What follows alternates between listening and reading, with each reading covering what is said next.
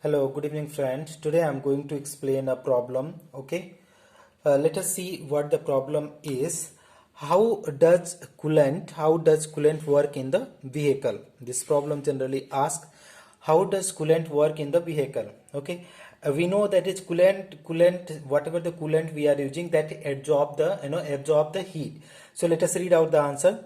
A liquid cooling system work by the passing liquid, continuously through the passage in the engine. Okay, so there are so many blocks in the engines are there, and what we are doing, we are passing the liquid. Okay, powered by the water pump.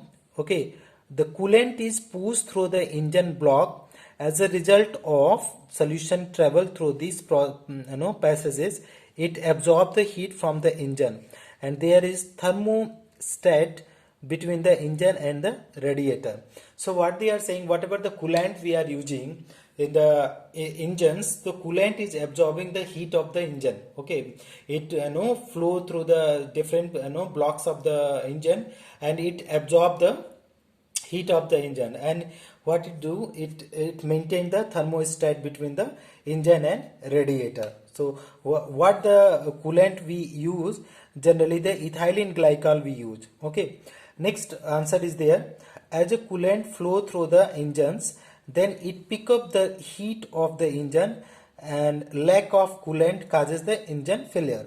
So what will do, coolant, it absorb the heat. Okay, what are the example of coolant? First one is deionized water. This is the first coolant.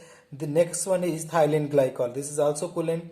Third one is diethylene glycol. This is also coolant. And lastly is propylene glycol. So generally all type of glycol we use as a coolant. Okay, and deionized water is also we use as a coolant, which absorb the heat of the engine. Thank you so much for watching, friend.